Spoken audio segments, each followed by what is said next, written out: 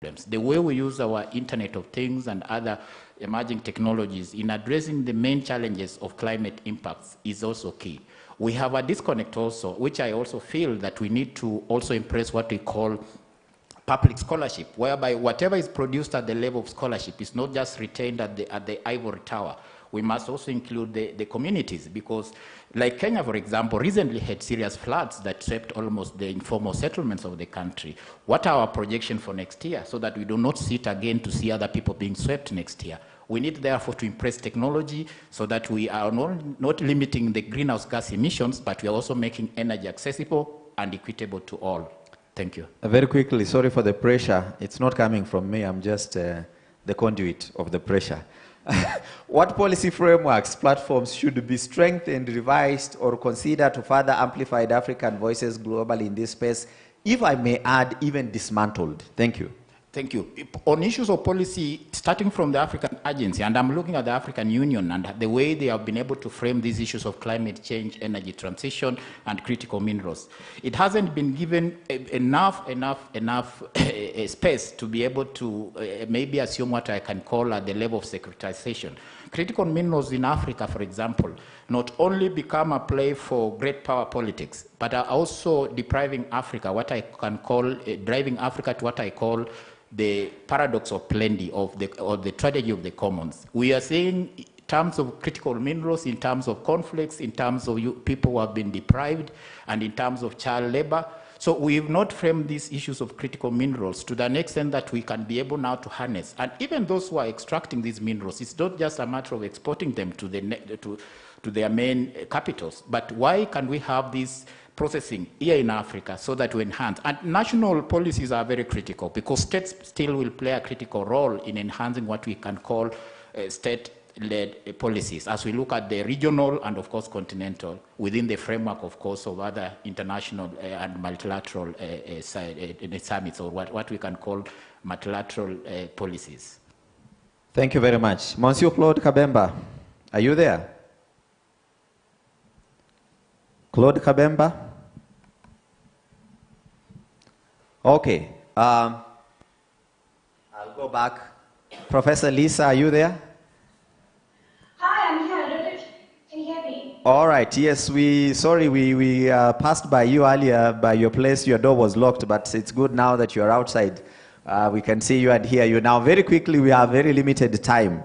I want to start with a statement which you may not necessarily agree with, but whichever way, look at the concept. They say diplomacy is the extended arm of the extension of the arm of commerce. That indeed, the avenue of diplomacy sometimes is used to front more business interest than not. Do you think African voices are audible in key diplomatic circles on climate change, energy, and key resources? If so, how? If not, where are the gaps and opportunities? Well, this is the content of my entire paper, is where those voices are. But I'm afraid that with the limited time that's been given, I won't be adequately able to apprise you of that content, or to provide you the necessary background to understand the content. But the short answer is yes, African voices are audible in diplomatic circles on climate change, and some of them have been particularly audible, notably the Western Indian Island Ocean states, who have been key voices and advocates for issues of climate change, adaptation, mitigation, central in the loss and damage debates. And so they're really advancing a very strategic approach, I think, to their diplomacy in advancing these issues. What areas do you think can be enhanced? Where do you think things can be done better for African voices to be more audible within these circles at a diplomatic level? Well, I think a lot of African countries are not adequately concerned with climate change, because they have a lot more pressing developmental issues that they need to address before.